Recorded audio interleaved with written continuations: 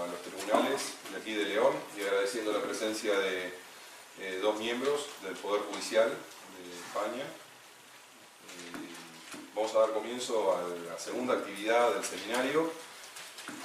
El seminario fue pensado como una combinación entre lo teórico y lo práctico, o un puente, como habíamos hablado hoy a la mañana, entre los académicos, los catedráticos, pero también la faz práctica del derecho, principalmente orientado al aprovechamiento de esos conocimientos por parte de los jueces y por parte de los abogados que nos visitan, que están con nosotros y son compañeros en este seminario. En el debate, para diagramarlo, establecimos que además de las charlas magistrales, las clases magistrales, tuviéramos paneles donde pudiéramos debatir entre nosotros, como participantes del seminario, las dificultades, la problemática que tiene el ejercicio de la magistratura y el ejercicio de la profesión de abogado en el ámbito de América Latina, en un primer momento. Es decir, hoy será un panel donde debatiremos, daremos algunas opiniones respecto a cuáles son los problemas que atravesamos al momento de resolver y al momento de abogar en América Latina. Y en Iberoamérica, porque nos acompañan también dos magistrados de España. Luego el viernes, como una continuidad o como una segunda parte de ese panel, vamos a tener la participación de otros jueces que nos van a hablar de desafíos a partir de esa problemática. Es decir, que hemos querido dividir en dos tramos lo que es la problemática por un lado y luego los desafíos que tenemos a futuro. Y en esto, seguramente, alguna cuestión propositiva por parte de los que van a disertar, los que van a debatir, respecto al tema. Los paneles están pensados como una introducción a la problemática, pero como una invitación a los asistentes del seminario a participar también. Es decir, que es un panel que circunstancialmente tiene 5 personas, yo soy meramente el presentador, para introducirnos en algunas problemáticas, pero luego ese panel se va a integrar con ustedes, físicamente estarán del otro lado, pero vamos a interactuar, ¿sí? No es un seminario de escuchar y quedarse inmóvil, sino de escuchar la invitación por parte de los disertantes a dar sus opiniones respecto a la problemática. Marta nos va a coordinar como mesa, o los va a coordinar como mesa. Yo solamente hago la presentación. Nos va a dar una serie de pautas de disertación, donde cada uno va a hablar de lo que ha propuesto, pero también va a poder participar de lo que expone el otro. Y luego daremos seguramente tiempo para el ida y vuelta por los seminaristas, para que al término de la tarde nos llevemos más dudas de las que trajimos cuando entramos. Si nos vamos con más dudas de las que teníamos cuando entramos, entonces el panel habrá cumplido su compromiso de incentivarnos al pensamiento crítico respecto al derecho. Yo les agradezco a los miembros del panel. Marta los va a presentar, a Marta especialmente por coordinarlo, y estamos todos invitados a pensar el derecho por un ratito hasta que luego nos juntemos en el cóctel y festejemos, ¿sí? Bueno, invitada a Marta a que haga sus palabras y luego, agradeciendo nuevamente a los disertantes, le doy la palabra.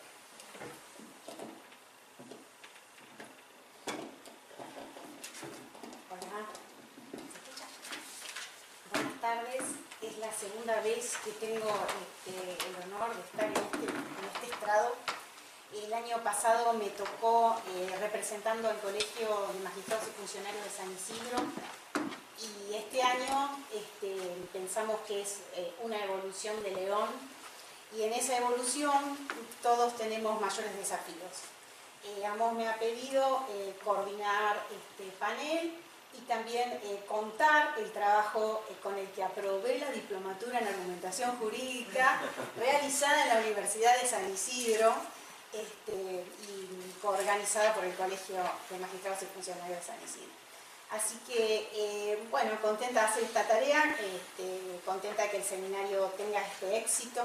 Acá creo que lo saben, pero me gustaría decir que bueno, hay gente de Bolivia, de Brasil, de Chile, de Colombia, obviamente de España, los organizadores, coorganizadores de Ecuador, de Paraguay, de México, República Dominicana y de Argentina, lo cual me resulta muy emocionante. No es común estar en universidades europeas que nos reciban con esta calidez las autoridades y especialmente Juan Antonio.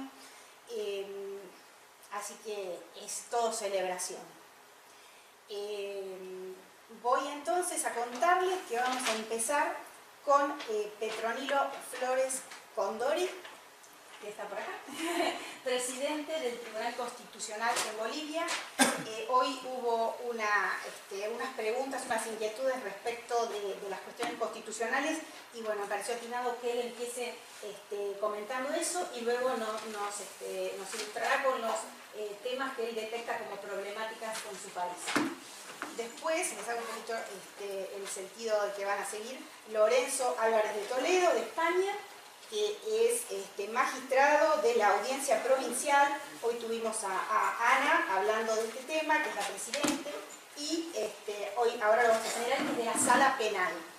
Después sí, vamos a seguir con Gastón Rambó, que es presidente del Colegio de Abogados. Vamos a tener gente también del otro lado del mostrador, no solo magistrados y funcionarios, sino también gente del otro lado del mostrador, como decimos en Argentina, de Neuquén, que bueno, él fue, en él también sembró Amos sus semillas. Ustedes saben que tenemos un país muy grande, muy extenso, y Amos va desde Jujuy hasta el sur, en este caso Neuquén, y él también va a comentar desde su lugar su experiencia. Después vamos a continuar con Fernando Sanz, que es juez de vigilancia penitenciaria, y nos va a explicar un poco esta función, y luego comentaré mi trabajo. Así que bueno, le doy la palabra a Petronilo. Muchas gracias. En principio, expresar nuestro agradecimiento por el recibimiento. Saludar al profesor Antonio Amado, que he conocido por distintos medios desde hace muchos años, entonces seguimos por una lectura, por el interés en el derecho, en su jurídica. Un saludo a todos los presentes. Bueno, voy a hacer en concreto, en este intento de intercambiar, tratando de ver la problemática del sistema judicial. En el caso de América Latina, todos conocen, después de Venezuela y Colombia en 1991, surgen las asambleas constituyentes. Entonces, de alguna otra forma, por ejemplo, Argentina entra en reforma de su constitución. Entonces entramos en un debate de poder constituyente. Siempre es distinto ver desde una perspectiva de la teoría.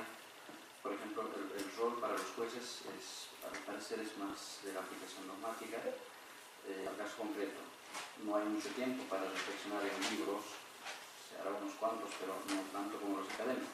Entonces hay distintos roles. Entonces, en ese contexto de América Latina, por ejemplo, se dice que no hay, todavía no hay elementos para una discusión de su constitucionalismo, aunque hay varios autores un poco más o menos equivocados intentan llevar algunos términos de Europa ya, como las palabritas de neoconstitucionalismo y otros términos. Pero sin embargo, desde la experiencia boliviana no se ve una teoría solvente para hablar de un constitucionalismo propio. Entonces estamos en construcción. En ese tema voy a intentar de resumir los problemas del sistema judicial. En 2002 entra en vigencia nuestra constitución en el caso de Bolivia. ¿Cuáles serán los problemas que se pueden resumir como problemas muy grandes que conllevan y que se derivan en la Asamblea Constituyente? Uno de los problemas fue la legitimidad o la ilegitimidad de las altas autoridades del sistema judicial. Esto fue muy cuestionado. Siempre tienen que ver en cuanto a la elección lo político, el Parlamento y muchos otros. Entonces, aquí viene la crítica. El origen del sistema judicial parte de una decisión política. Podríamos decir una decisión político-partidaria del tiempo, del contexto del turno. Esto fue bastante cuestionado hacia abajo, hacia la sociedad civil. Otro de los temas fue la excesiva carga o la demora procesal. Por ejemplo, respecto a las detenciones preventivas, estaban llenándose las cárceles, a lo mejor hasta ahora no hemos resuelto. Entonces, esto habría que ver de cómo se resuelve. Entonces, el término en resumen es el tema de la retardación judicial. Como el tercer problema puede ser anotado el tema del imperio de la ley y el imperio de la Constitución. Vivimos unos contextos de privatización, entonces aquí no sirve para nada la Constitución, salen decretos, leyes, entonces este genera el fenómeno de especie de una vulneración a la Constitución. Entonces aquí surge el problema del imperio, aplicación del imperio de la ley y el imperio de la Constitución. Y como cuarto problema, en el caso boliviano, también América Latina, uno de los actores sociales es fuerte el tema de los pueblos indígenas. En el tema de los pueblos, aquí se puede resumir el tema de los derechos de los pueblos indígenas, aunque en algunos estados con más fuerza, con menos fuerza, pero está presente. Estos cuatro problemas conllevan a la Asamblea Constituyente, independientemente de los problemas económicos, políticos. Ustedes saben, en términos constitucionales siempre se intensifica lo jurídico. Entonces se reduce lo jurídico en contextos de constituyente. Sobre la base de estos cuatro problemas, se lleva a la Asamblea Constituyente, hay una nueva Constitución desde 2009 hacia adelante. Existe la nueva Constitución. Ahora, ¿cuáles son los cuatro pilares más o menos por los que se trata de encaminar la Constitución? Es en el tema de la elección. En el tema de la elección, vinculado a la legitimidad o la ilegitimidad de las altas autoridades, actualmente está aprobado constitucionalmente, se eligen por voto popular. El sistema judicial está conformado de manera concreta el órgano judicial y Tribunal Constitucional Plurinacional.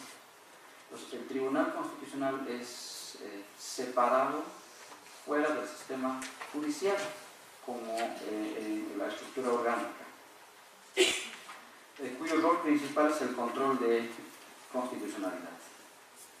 Entonces, nosotros, las autoridades que hemos venido a participar, pertenecemos a la segunda generación, la segunda experiencia de elección por voto popular. Hay un Tribunal Supremo de Justicia y recién nuestra gestión empezó en enero de esta gestión. Primero, hay un Tribunal Supremo de Justicia, son 9 magistrados, somos allá 9 departamentos, uno por departamento. Más abajo están los departamentos, tribunales departamentales de justicia. Más abajo están los juzgados públicos, un poco parecido de manera general en el caso de América Latina. Hay otro órgano, es Tribunal Agroambiental, conformado por 5 magistrados, también elegidos por voto popular. Resuelven específicamente temas de tierra y medioambientales. El otro es el tema del Consejo de la Magistratura. El Consejo de la Magistratura específicamente se encarga de lo disciplinario y la administración de justicia. Por eso las políticas se van implementando en el marco de la impartición de justicia, diferenciados de la administración de justicia. Y el otro es el Tribunal Constitucional. El Tribunal Constitucional está conformado por 9 magistrados elegidos por voto popular, por el pueblo, ¿no? Es el pueblo que elige su voto. Ahí se dice, en el Parlamento eligen, por decir ejemplo, de los 203 parlamentarios, por decir hay voto 290, pero el pueblo por lo menos elige más por el número de hay cierto voto. Para la elección de estos magistrados se han tomado en cuenta 3 criterios. Uno, la formación y la experiencia, un criterio. Segundo criterio, examen.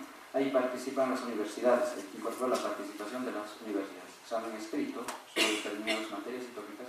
Y el tercer criterio son las entrevistas, para ver el conocimiento, el manejo, la claridad, la exposición. Entonces, estos 3 criterios van manejando.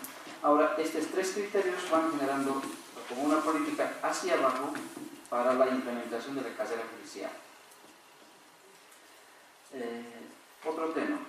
El segundo tema era el órgano judicial y el Tribunal Constitucional. El Tribunal Constitucional es separado, cumple el rol del control de constitucionalidad, este carácter concentrado. Los juzgados pueden inaplicar una ley supuestamente inconstitucional en el caso concreto. En ese caso seguramente aplicarán la interpretación conforme con la Constitución. Pero sin embargo, la característica o la naturaleza del control concentrado es que los casos del control de constitución llegan al Tribunal Constitucional. En otras palabras, las sentencias del Tribunal Constitucional prevalecen frente a otros órganos. Los jueces, los juzgados públicos hacen de tribunales constitucionales. Pero ahora estamos en un trabajo hacia una especialización. En los tribunales departamentales crearemos las salas constitucionales. Esto debido a la dispersión de la jurisprudencia, ¿no?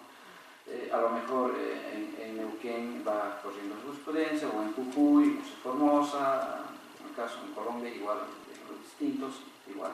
Entonces es importante especializar la justicia constitucional. En el tercer tema, eso era en el tema de control de constitucionalidad. La experiencia boliviana no se debe confundir el difuso, aunque en términos de teoría desde la misma Norteamérica viene. Hablar de mixto o difuso es un poco perderse, un poco no encontrar el contenido de la naturaleza. En el cuarto, en el tema de la implementación, uno de los temas novedosos para nosotros es el tema del sistema jurídico. En Bolivia está vigente el sistema jurídico escrito y el sistema jurídico oral. Este es uno de los retos. El sistema jurídico oral viene de los pueblos indígenas. Entonces, todos los jueces, todas las autoridades tienen que aplicar, pero este es un tema pendiente que hasta ahora a lo mejor no se puede entender. Son los mismos problemas, principalmente Ecuador, Perú, Colombia, aunque en Colombia hay interesante jurisprudencia constitucional.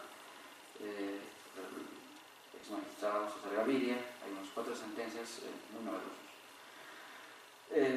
Tercer tema, desafíos y retos. Con esto voy a terminar.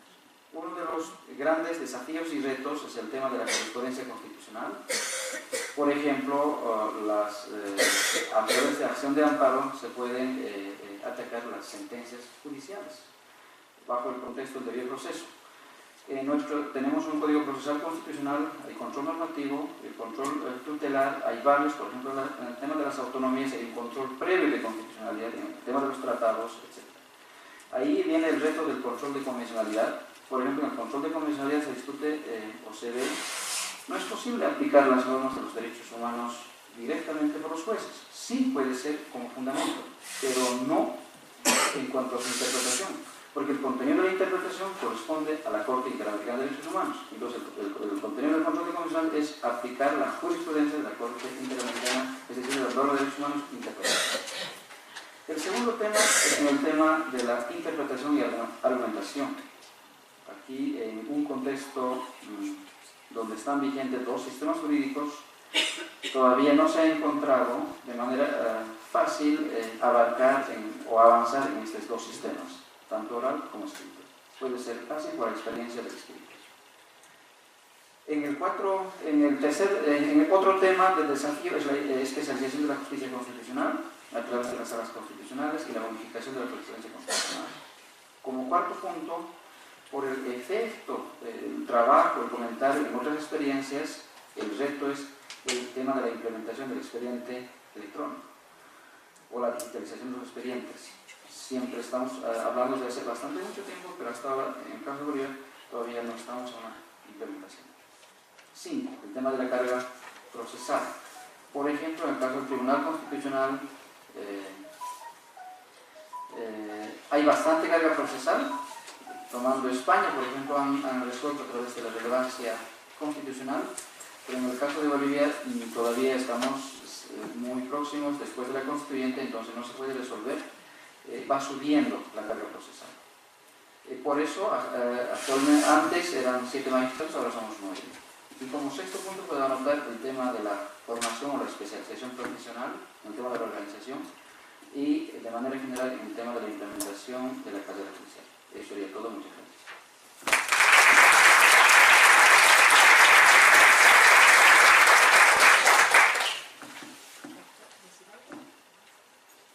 Doctor García Amado, ¿quiere decir algo? No, sentencias. Muchas gracias. Sí, gracias. Hola, buenas tardes. Yo soy Lorenzo Alambre de Toledo. Creo que algunos de vosotros me conocéis del año pasado y en este momento soy magistrado de la Audiencia Provincial de León, de la sección penal. Así que tras agradecer la presencia que hoy, la presencia mía en este acto, a todos los organizadores, a Tiago Galeano, al profesor Amado, a la Universidad de León en general, pues yo tengo que hablar sobre las inquietudes de la justicia penal, que son las mías en este momento. Y en esto pues estamos en este momento en un tramo de cambio en España. Estamos a punto de pasar a un sistema penal nuevo. Nos van a cambiar la ley de enjuiciamiento criminal, aunque ha habido un cambio de gobierno dentro de hace unas pocas semanas, pues los gobiernos suelen observar o suelen estudiar, mantener los proyectos, los textos, los borradores en los que han trabajado gobiernos anteriores, aunque sean de signo político anterior.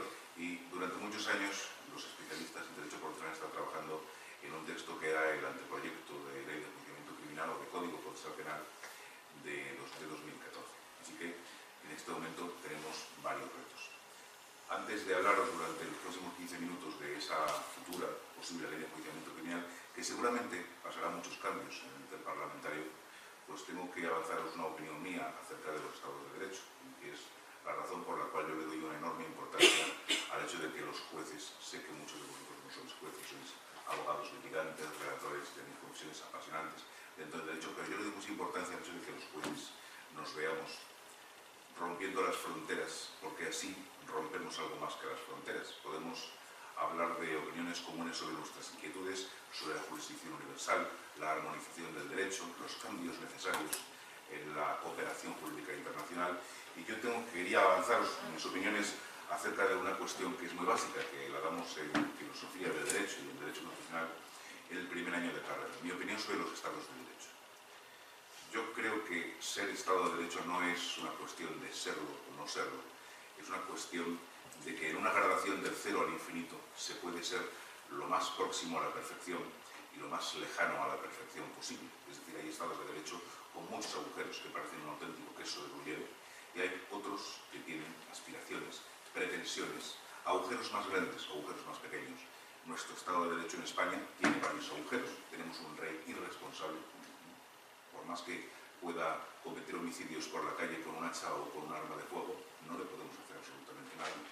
Tenemos un fiscal general del Estado que es nombrado por el gobierno, y eso significa que el gobierno puede elegir a través de una correa de transmisión. A este se le acusa y a este no se le acusa. Y tenemos un indulto, que no es nada más contrario al Estado de Derecho que la posibilidad de que una sentencia dictada por un juez ordenando que se cumpla una pena, pues sea desarticulado por una decisión que además ni siquiera es motivada y proviene del Ejecutivo. Son agujeros del Estado de Derecho. Otros estados de derecho distintos del nuestro conservan una pena de muerte y conservan una concepción retributiva de la pena. Son estados de derecho. Por lo menos yo diría que tienen aspiraciones del Estado de Derecho y eso nos importa.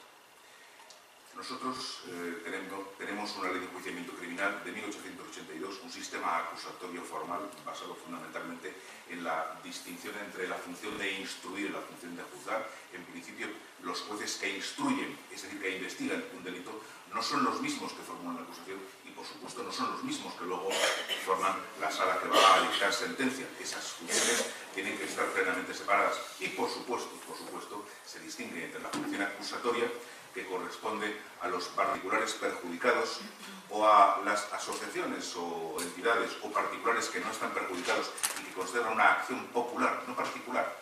La acción particular es la propia del perjudicado por el delito. Y una acción popular que no es la del perjudicado por el delito. Una persona que simplemente tiene ansias de perfección y de actuación del ius puniendi, del derecho de castigar, y que decide ejercer la acción penal sin ser el perjudicado por el delito. Y tenemos el Ministerio Fiscal, el que representa, digámoslo como la Constitución, el interés social, es el equivalente a lo que en algunos de vuestros países llamáis el Procurador General del Estado, o Procurador de la República, o Procurador General de la República, alguien separado de la jurisdicción propiamente dicha que puede ejercitar la acción penal y puede ejercitar acciones en otras jurisdicciones. Bueno, pues en la próxima ley de enjuiciamiento criminal se está planteando más seriamente que en otras, aunque yo lo estoy oyendo desde el año 80, del siglo pasado.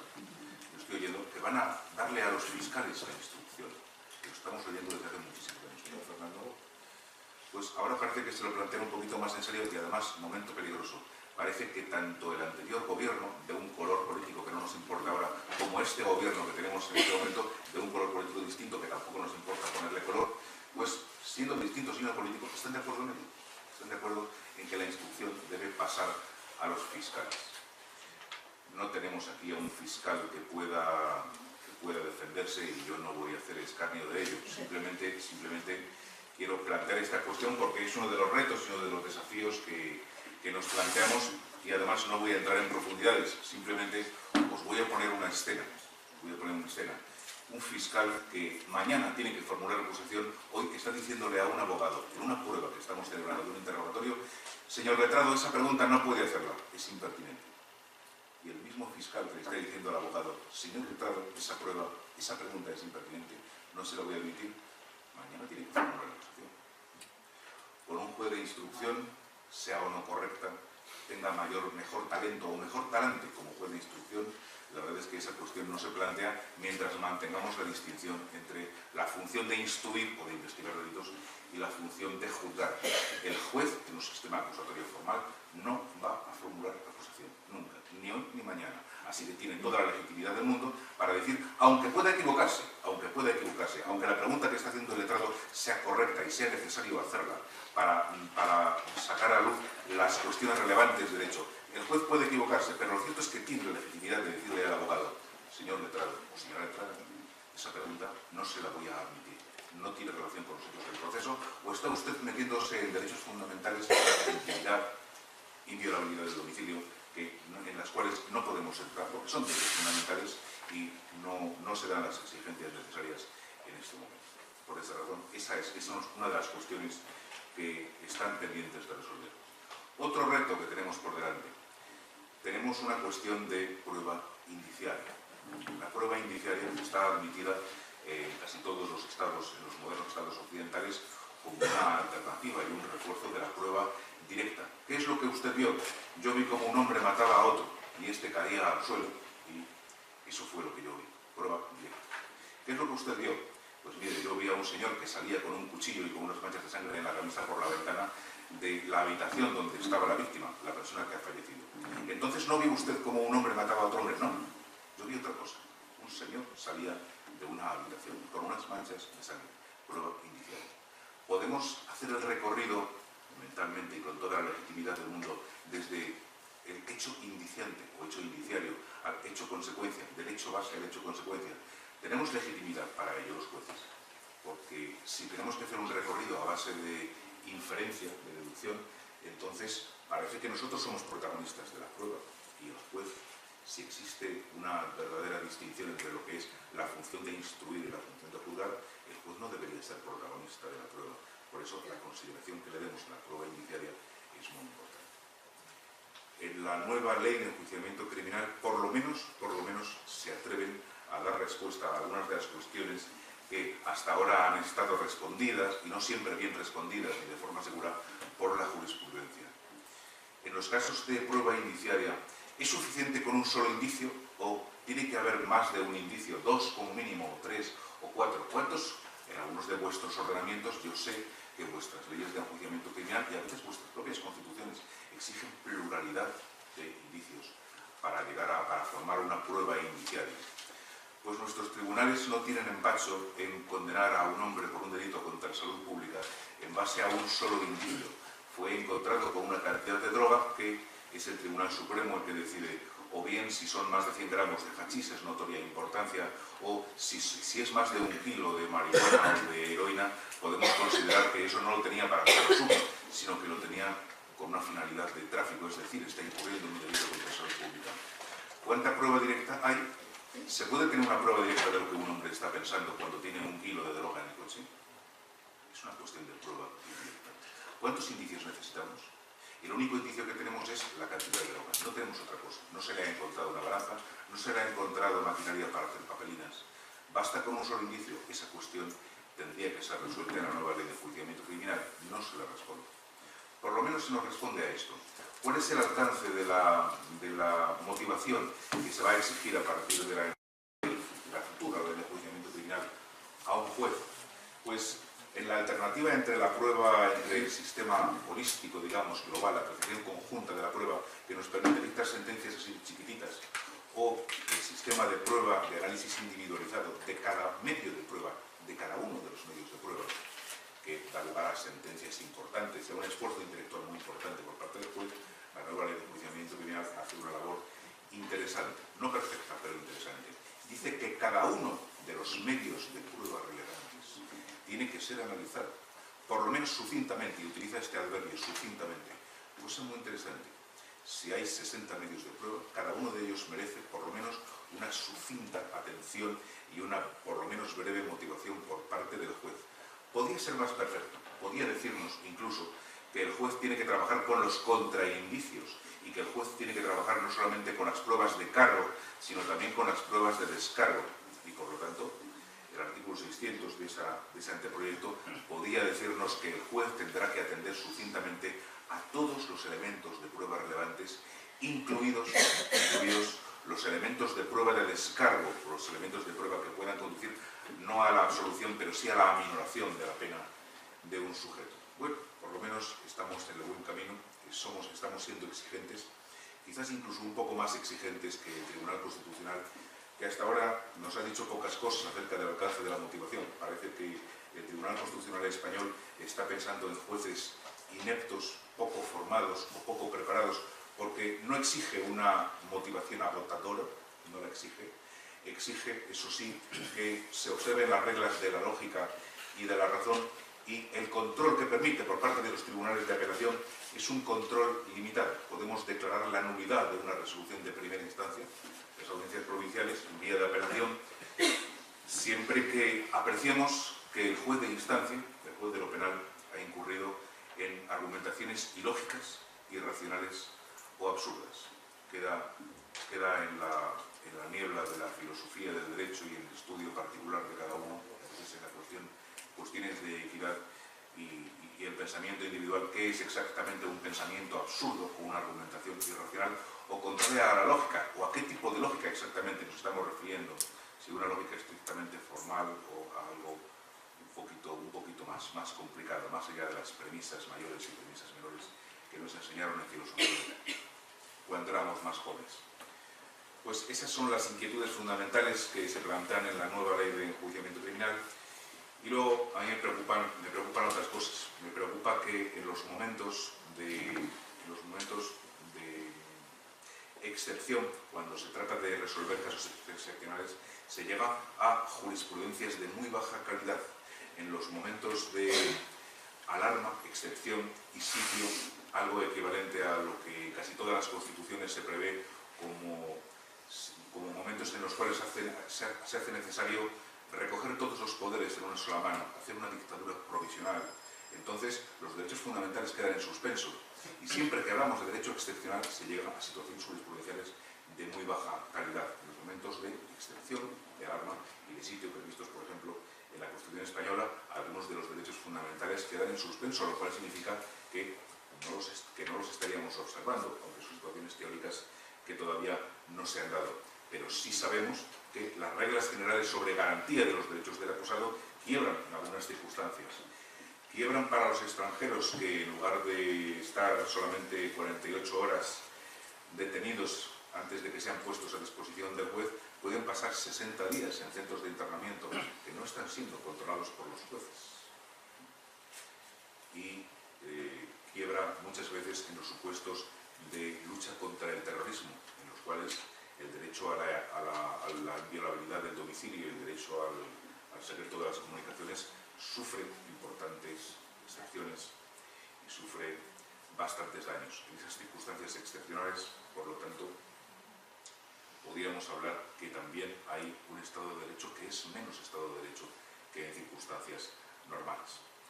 Y me preocupan por último, y ya termino, no sé si me estoy excediendo de los 5 minutos de gracia, termino con algunas inquietudes que me plantean, algunas extravagancias de nuestro Tribunal Supremo. El Tribunal Supremo sabemos que está en la cúspide de la jurisdicción, le tenemos mucho respeto, enseñamos su jurisprudencia a los que somos profesores en esta linda universidad, pero claro, el hecho de que se haya dado la razón, el hecho de que se haya dado la última palabra, no significa que siempre tenga la razón. Y estudiar Derecho significa, a veces, pues, significa cuestionar la última palabra del Tribunal Supremo. El Tribunal Supremo tiene algunas vacilaciones en torno a cuestiones muy importantes relativas a lo que es prueba ilícita. No nos ha aclarado todavía de una forma definitiva si existe un concepto de prueba ilícita en el sentido de que lo que no podemos admitir en un proceso penal es la prueba que viole los derechos fundamentales, o lo que no podemos admitir es la prueba que viole cualquier derecho que esté reconocido en una norma de rango legal. Y esa cuestión todavía no está perfectamente zanjada en la jurisprudencia. Tenemos jurisprudencia del Tribunal Supremo vacilante acerca de qué valor le tenemos que dar a las manifestaciones espontáneas, incluso autoincriminatorias, que pueda realizar una persona en un procedimiento en el cual vamos a poder formular una petición por un delito de violencia de género contra un sujeto que en un momento determinado, antes de que se inicie el proceso, le dice a los policías que vienen a defender a la mujer denunciante: la voy a matar en cuanto ustedes se vayan. La voy a matar en cuanto ustedes se vayan. Es una frase que queda grabada en el cerebro de los agentes, y los agentes van a reproducirla después en el acto del juicio. Y le preguntamos al Tribunal Supremo: ¿eso vale como prueba de cargo? En ese momento, cuando el sujeto dijo: la voy a matar en cuanto ustedes se vayan, me sirve como prueba de cargo, porque en ese momento este sujeto no había sido detenido, nadie le había dicho: tiene usted derecho de no declarar, de no autoincriminarse, y todo lo que diga a partir de este momento, esto es muy americano, puede ser utilizado en su contra. Nosotros no lo decimos así, pero le hacemos manifiesto que puede guardar silencio, y que puede no autoincriminarse, y que puede mentir sin que le pase nada. Por cierto, esto en la nueva ley de enjuiciamiento criminal tiene otro tratamiento. Puede mentir siempre que no atribuya falsamente un delito a otra persona. Cuestión muy interesante en la cual no puedo extenderme. Pues esa cuestión todavía no está definitivamente zanjada por una jurisprudencia consolidada en el Tribunal Supremo. Y hace unos pocos días ha salido una sentencia de la Sala Segunda del Tribunal Supremo que dice algo sorprendente y preocupante. Muchas de las cosas que yo os he contado tienen bastante conexión con la presunción de inocencia y lo que os voy a contar también. El Tribunal Supremo ha resuelto hace unos días una cuestión relativa a la incriminación de un sujeto por un delito de abusos sexuales a sus hijas de 14 y 15 años. Y entonces plantea la cuestión de la credibilidad del testimonio de las hijas que declaran ante la audiencia provincial primero, y por lo tanto su testimonio llega grabado con el correspondiente soporte tecnológico al Tribunal Supremo. Y el Tribunal Supremo dice lo siguiente: que al principio de presunción de inocencia se le está oponiendo en este caso el principio del interés superior del menor. Y parece como que el principio del interés superior del menor, como se opone a la presunción de inocencia, pues tendría que estar integrando, claro, los factores y los referentes que los jueces tenemos que tener en cuenta a la hora de valorar la credibilidad de un testimonio. No todos los testimonios son igualmente creíbles. No podemos creer lo mismo al hermano que al extraño, al que no tiene nada que ver con el hecho, al sujeto que nunca se ha involucrado dentro del hecho jurídico, no ha sufrido en sus bienes jurídicos, ni en su persona, ni en su pellejo, ni en su integridad física, ni en su propiedad. No ha sufrido el delito y está en condiciones objetivas de decir la verdad. No es lo mismo escuchar a una persona que tiene parentesco con el acusado que a una persona que no lo tiene o que tiene un enfrentamiento personal con el acusado. Pues el Tribunal Supremo coloca en el mismo plano probatorio el derecho al interés superior del menor, que no es un principio que esté en la Constitución, que esté en el Código Civil, es cierto, y en la Ley de Protección Jurídica del Menor. Cuando el interés del menor se opone al interés de un adulto, en principio las administraciones y los jueces tenemos la obligación de dar prevalencia, preeminencia al interés del menor. Pero es la primera vez que el Tribunal Tribunal Supremo nos dice que eso es una cuestión probatoria y que tiene que incidir en la cuestión de no la validez, no es una cuestión de validez, sino la confiabilidad que le demos al testimonio de un niño, y le da confiabilidad, credibilidad al testimonio de las hijas de 14 y 15 años, que seguramente lo tienen. Yo no puedo cuestionarlo, no las he escuchado, pero yo sé que el principio de presunción de inocencia no tiene nada que ver con el principio de interés superior del menor. Doctrina muy peligrosa que nos puede llevar. Nadie es más defensor de la mujer que yo. Creo que existe una justificación para la violencia de género, pero me parece que no se puede sustituir el indubio pro reo por el indubio pro fili, ni por el indubio pro mulieris. Eso es una barbaridad, una extravagancia, y creo que es cuestión muy preocupante de la cual tendríamos que hablar de otro foro. Muchas gracias por la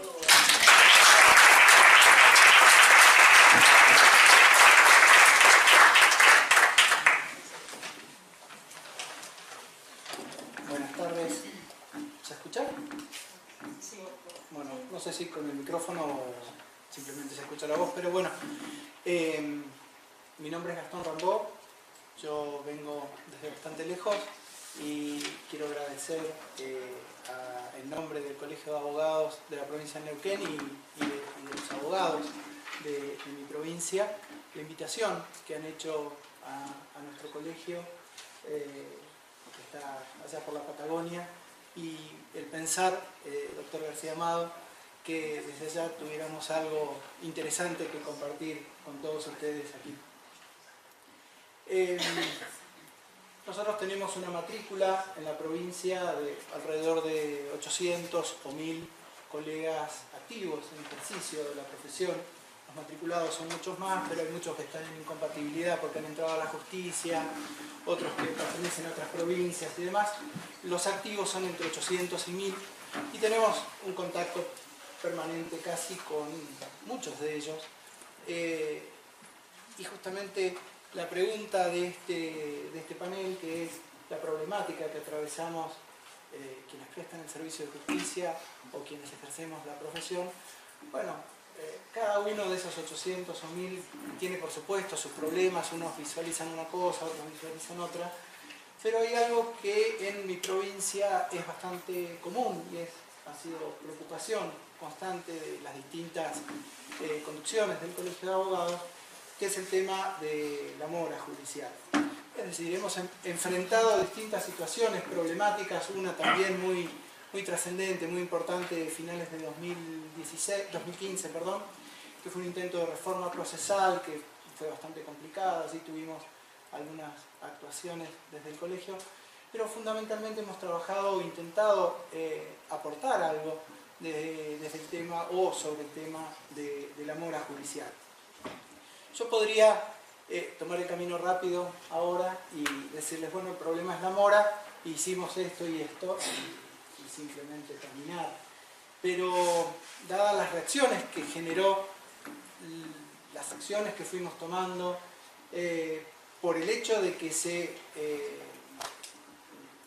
introduce una entidad que no es estatal, que es pública, no es estatal, como el Colegio de Abogados, en lo que es la administración de justicia, y por lo mismo que a lo mejor van a pensar ustedes cuando les cuente, y porque además estamos en un seminario de argumentación jurídica, a mí más que contarles lo que hicimos me gustaría justificar lo que hicimos, es decir, por qué, cómo lo pensamos, cómo llegamos a las distintas acciones que emprendimos para ver si se podía hacer algo con el problema de la mora judicial en mi provincia.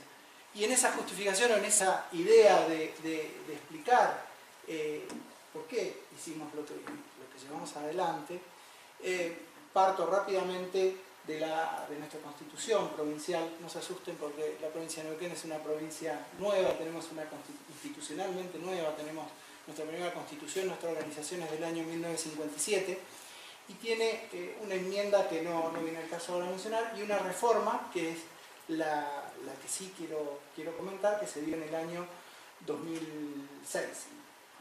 Entre la constitución original y la reforma esta del año 2006, en lo que es el Poder Judicial y en lo que es el control del Poder Judicial, el control de funcionamiento del Poder Judicial, hay una diferencia enorme.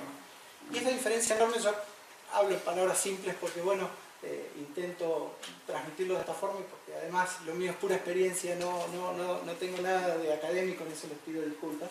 Entre la Constitución original y la reforma del año 2006, lo que visualiza cualquiera que lee la Constitución en su parte orgánica, en lo que es Poder Judicial, lo que observa es lo que llamamos una externalización del control. En la Constitución original del año 1957,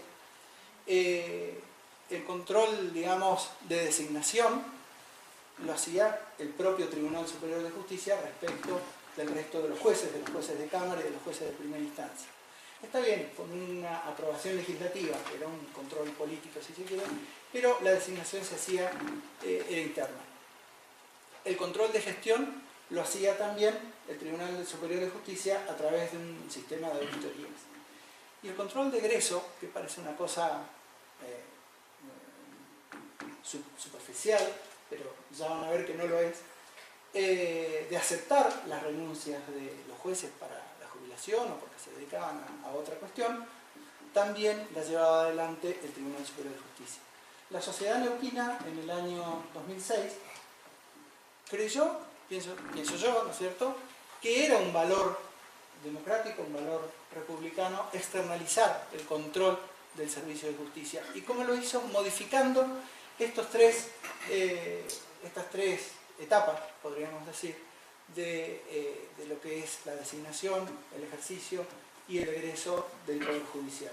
Y así en el artículo 251 de la Constitución de 2006, nosotros vemos que aparece un órgano nuevo, que es el Consejo de la Magistratura, que es un órgano extrapoder, y que va a ser el encargado ahora de la designación de los jueces, del control de gestión de los jueces, y también es el que va a aceptar las renuncias.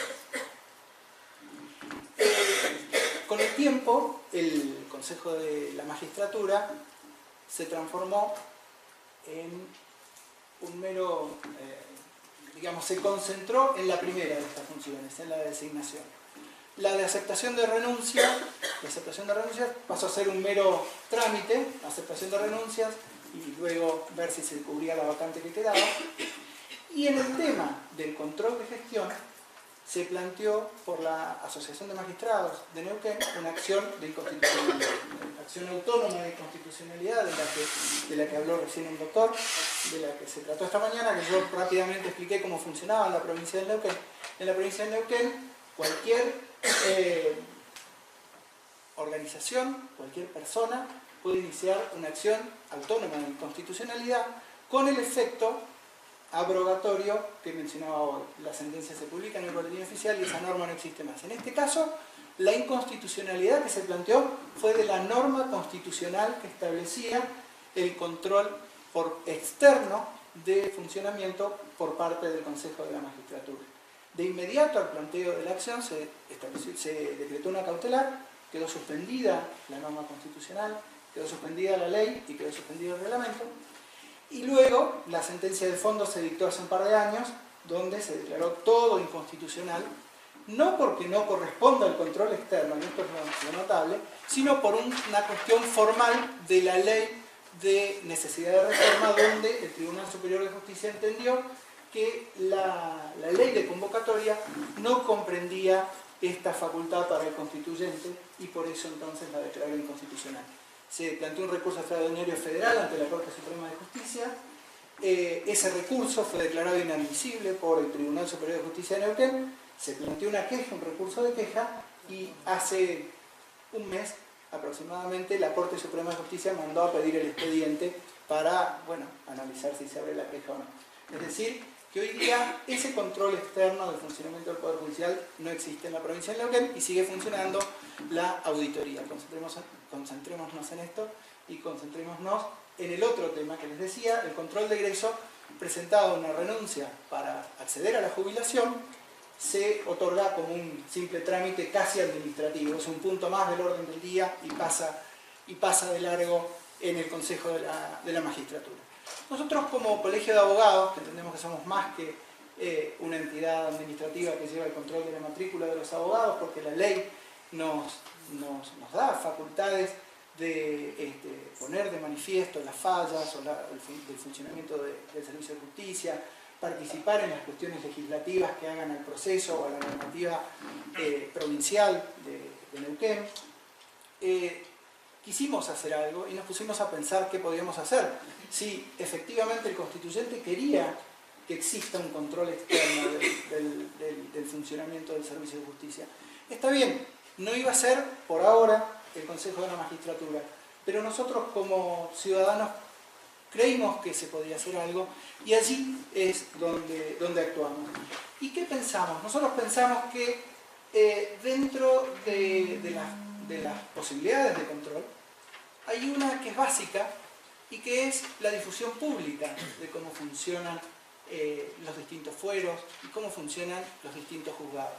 Nosotros detectamos que había dos sectores en donde la mora era más importante, que era el fuero laboral, el Tribunal Superior de Justicia, en la Secretaría de Recursos Extraordinarios, y sobre ellos empezamos a ver. Y en el año 2016 hicimos un muestreo, tomamos el mes de marzo, tomamos el mes de junio y luego el mes de noviembre. En el mes de marzo tomamos del sistema digital del Poder Judicial. Todos los días sale una lista de despacho, todos los días salen las sentencias que se dictan. Durante un mes tomamos cada uno de esos casos y dijimos, bueno, ¿cuándo quedó ese expediente para el llamado de autos para sentencia? ¿Cuánto tiempo se tardó hasta el llamado de autos para sentencia? ¿Cuánto tiempo se tardó hasta el dictado de la sentencia? En los juzgados laborales fue notable, porque los publicamos, por supuesto, en la página del colegio, los difundimos, se armó un gran revuelo. Y al punto, ¿no es cierto?, que abogados que habían colaborado con nosotros en estas muestras que se hacían, en la audiencia, a lo mejor le tocaba a un juez que le decía, pero me mataron, ¿por qué sale? Que yo tuve que hacer un curso, que yo esto, que yo lo otro, y bueno, que me falta personal, etcétera, etcétera. Pero bueno, era la realidad. Y uno lo que ve entre los tres muestreos es que la producción de sentencias por semana o por mes de cada uno de esos juzgados aumentó notablemente. Y del primer muestreo, donde 2 o 3 juzgados de los 4 laborales que teníamos en ese momento estaban tardando entre 2 y 3 años para dictar una sentencia desde que el expediente quedaba para el dictado de la sentencia, sobre el final del año, en el último muestreo, habían bajado 1 año y medio o 2. Y otra cosa que se generó es que se apuró la puesta en funcionamiento de los otros 2 juzgados laborales que hoy están funcionando en la ciudad de Neuquén. Es decir, se detectó un problema, se buscó la solución que creímos que se podía llevar adelante y se obtuvo un resultado. Por supuesto que todavía uno de los juzgados está todavía complicado, que está atrasado, pero esta actuación ayudó mucho a solucionar el problema. Luego, la otra acción que llevamos adelante, que emprendimos, es en esto que les decía del control de egresos. Uno, cuando ve, ¿no es cierto?, si se acepta la renuncia, parece que no significa nada, pero nos encontramos con que, nos pasó esto en un juzgado civil, nos encontramos con que renunció un juez y los subrogantes, porque el juez se jubilaba, pasaban, ¿no es cierto?, el orden de subrogancia del resto. Los subrogantes tenían entre 60 y 70 sentencias atrasadas, cuando lo ideal era que ese juez, en todo caso, dictase las sentencias que tocaban dictar en ese momento, no que se encontraba con semejante cantidad de sentencias. Esto, bueno, se sobrellevó, el fuero civil, por suerte, en Neuquén funciona bastante bien, no tiene demasiados atrasos, así que se sobrellevó. Pero resulta que uno de los jueces laborales, estos que les comentaba del otro fuero que habíamos hecho el muestreo, uno de los jueces laborales se iba a jubilar. Y nos avisan, o nos dicen, bueno, tiene 250 sentencias atrasadas para dictar. Con lo cual eso iba a provocar todo un desbarajuste con el resto de los juzgados si es que se iban acercando a ponerse al día. ¿Por qué? Porque, bueno, empiezan a hacer pruebas y dicen, bueno, yo no dicto la sentencia, si dicto esta sentencia me atraso con las mías. Bueno, pasa esto. ¿Qué dijimos? Estudiamos el tema, ¿qué es esto de la aceptación de renuncia? Y dijimos, la Corte Suprema de Justicia hace mucho tiempo, en protección de la jubilación de los jueces. Comprensible resolución del tribunal. Y 7 párrafos más abajo, leyendo la noticia, decía, bueno, es lo común que cuando hay una condena y se dilata el recurso, pues se ponga en libertad condicional a la espera de la resolución definitiva. Y decían, simplemente ha pasado con Urdan Marín. Pero no vende lo que vos decís. Claro, pero el problema, y ahí es donde creo, no es el momento de perder ese discurso, donde tenemos la responsabilidad nosotros. Cuando digo nosotros, digo los mismos, cualquiera que tenga acceso a cualquier foro público. Por la vía de los periódicos, por la vía de las cosas que se escriben, por la vía del trato con los estudiantes, etc. Nos falta pedagogía jurídica, nos falta pedagogía de la presunción de inocencia. Se nos llena la boca hablando de principios constitucionales y nos vamos a la justicia, a la dignidad y otra serie de cosas enormemente bonitas, pero que nadie sabe que es concreta, y no tenemos a veces los arrestos para explicar a nuestros conciudadanos y a nuestros alumnos lo que implica la presunción de inocencia. Y es mucho más sencillo, por eso no hace falta haber estudiado ni teología ni filosofía moral, basta una mínima sensibilidad como jurista. Y temo que en algunos países, es decir, pues hablamos de populismo, se responde con populismo judicial. Esta es la responsabilidad de algunos jueces. Habría que estudiarlo. Hace rato que sospecho que deberíamos importar, cuando hablamos de jurisprudencia, eso que la sociología jurídica llama la función simbólica de la ley o la legislación simbólica. Bueno, tal vez en algún país empieza a haber jurisprudencia simbólica. ¿Jurisprudencia simbólica qué es? Son esas sentencias, esto sería una hipótesis de trabajo, esas sentencias que determinados tribunales, normalmente altos tribunales, dictan para congraciarse con los poderes públicos, con la sociedad y con los poderes mediáticos.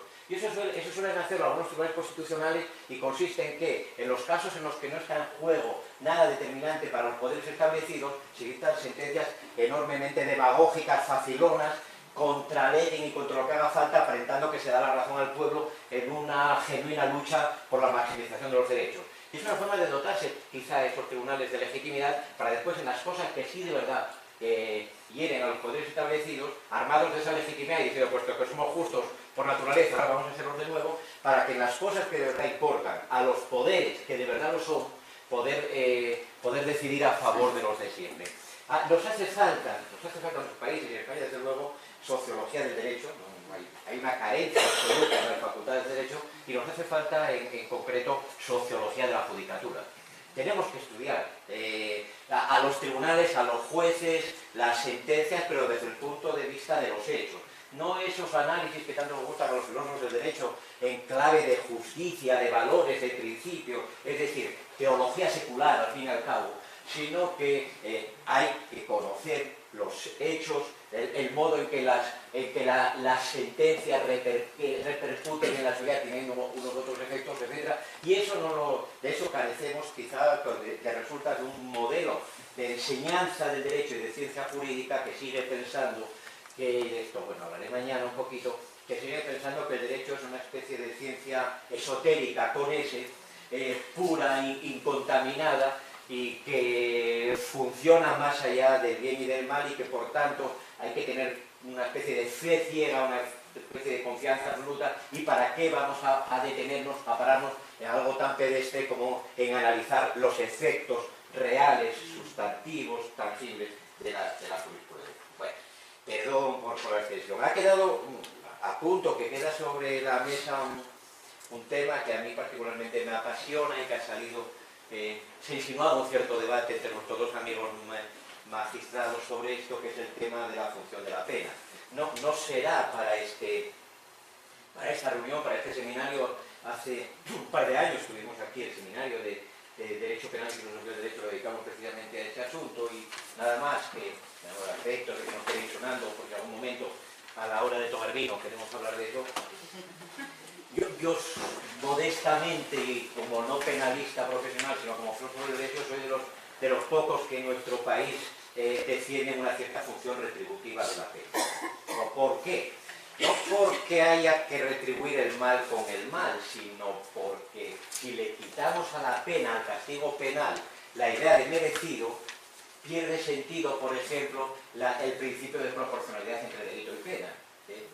Que la pena tenga que ser la merecida, y esa es la idea básica de la concepción retributiva de la pena, significa, entre otras cosas, que no puede ser ni más ni menos de lo que por razón de la gravedad del delito, de la gravedad del daño que el delito supone, se merece. Si no tenemos ese elemento de control, se nos puede disparar la función preventiva, porque entonces podríamos pensar que penas mucho más fuertes tienen un efecto preventivo, un efecto disuasorio mucho mayor, y sin ese elemento, digo, de proporcionalidad, que es un elemento de retribución, pues nos falta ese control. Que por cierto, una de las cuestiones que pienso que a lo mejor les podrían interesar a nuestros amigos latinoamericanos, Fernando, es qué tal funcionan aquí en la prisión esos que, si no estoy equivocado, me corrigen si digo mal la expresión, se llama módulos del respeto o algo así, ¿no? Creo que ese podría ser un modelo interesante para transmitir. Y después una última cosa muy rápida. Ha ido saliendo a relucir aquí en las distintas intervenciones algo que tiene que ver con los vaivenes en la filosofía del derecho, lo que tiene que ver con la función judicial y también con la valoración de las pruebas. Los de derecho tenemos, los juristas, los abogados, como pueden decir ustedes finalizando, tenemos una personalidad un poco extraña, somos extremos, no conseguimos centrarnos nunca. Vivimos entre el optimismo y la depresión, entre el entusiasmo y la crisis. Y es muy bonito hacer un pequeño repaso de la evolución del siglo XIX hasta nuestros días, de cómo hemos ido combinando esas dos visiones extremas o extremadas. El siglo XIX, no voy a dar ahora la contraconferencia, solo medio minuto. El siglo XIX fue la época del optimismo. ¿Por qué? Se decía, el derecho es perfecto. Y el derecho es perfecto, es el derecho que está los códigos, es el derecho que está los conceptos. Los franceses contra los alemanes. Y lo que hace el juez lo hace cualquier hijo de vecino, porque al fin y al cabo es puro encaje, pura subsunción, razonamiento elemental, simple silogismo. Entonces al juez se le hace patente el significado de la ley y al juez se le manifiesta en toda su evidencia los hechos, y él lo que hace son las presentaciones, pone a los hechos con la norma y el fallo sale solo. Era puro optimismo. Sí, principios del siglo XX, el pesimismo más radical.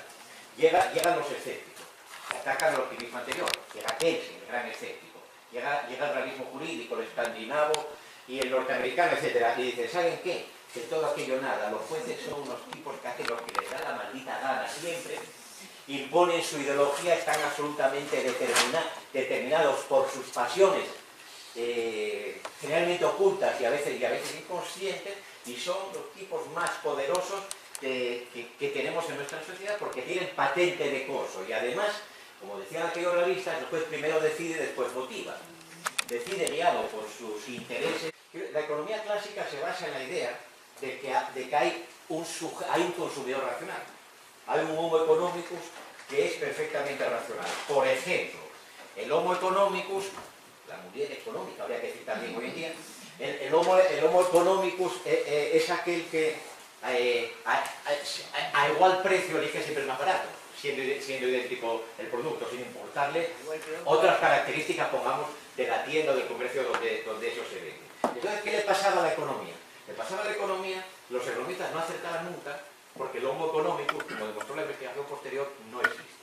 ¿Por qué? Porque, por ejemplo, todos sabemos que somos muchos los que preferimos comprar en una tienda más cara con tal de que nos vean los vecinos entrar precisamente en la tienda cara. Entonces, por el mismo producto, usted está pagando más y está haciendo un ejercicio de irracionalidad económica, pero es que somos así. Bueno, esto lo que han mostrado estas investigaciones en la economía, y ahora, ahí está lo interesante, hay un filón ahí enorme para hacer tesis de derecho. Lo que han demostrado en las últimas investigaciones es el papel que nuestros razonamientos, en general, en todos los razonamientos, cumplen los sesgos y las heurísticas, es decir, funcionamos con atajos mentales. Cuando uno, y aquí viene otra vez el relativísimo ataque a la teoría de argumentación, cuando uno dice, no, yo soy un juez que ha leído a Pienza y argumenta perfectamente y ha leído a Perelman y sabe ponerse en lugar del auditorio universal, etc., uno estaría engañándose a sí mismo, porque uno no se da cuenta que mientras uno hace esas reflexiones, el cerebro aplica el sistema 1 de Kahneman y va buscando atajos. Entonces, estamos determinados por nuestros sesgos. Ha vuelto el realismo jurídico. ¿Qué quiero decir? Es un experimento, y perdón, y acabo. Hace unos pocos años, algunos investigadores llegaron a un lugar de Florida donde había un congreso de 2.000 jueces de aquel estado, 2.000 jueces norteamericanos. Y les pidieron permiso para pasarles un test muy famosísimo, uno lo puede hacer por internet, que consiste en lo siguiente. Una vez lo recuerdo de modo muy exacto en este momento, ¿no? A uno le dicen que una pantalla vaya marcando las probabilidades, sale una cara de una persona, blanca o negra, y sale como la descripción de un delito, o la imagen de un delito. Y a uno le dicen que marque qué probabilidades de que ese sujeto que aparece ahí haya cometido ese delito. Bueno, si a usted le pregunta, pues díganos la probabilidad, sale probabilidad idéntica en el caso de que sean blancos o negros. Que sean blancas o negras las caras, sea blanca o negra la raza de la persona fotografiada. Si usted le pregunta a cualquier juez de cualquier país, tiene muchísimo cuidado de no parecer racista, pero sí, con la tecnología moderna se estudia el tiempo de respuesta, se ve que el tiempo de respuesta es en microsegundos, más lento en el caso de los negros, es decir, en el caso del blanco no tiene que pensar, o sea, le sale la respuesta automática, porque funciona el reflejo, sistema 1. En el caso de los negros, el dedo se queda así, dice, no, claro, no soy racista, dice, no lo cometió. Esos son décimas de segundo o milésimas de segundo, pero cuando usted pasa 100 casos, se nota una diferencia. Bueno, todo esto que nos muestra que hay un nuevo campo de investigación empírica y necesitamos investigación, necesitamos, te voy a decir ahora algo contra el beneficio, necesitamos mucha menos filosofía del derecho, aunque me pese, y necesitamos más investigación empírica. Va siendo hora de que nos tomemos en serio los hechos del derecho.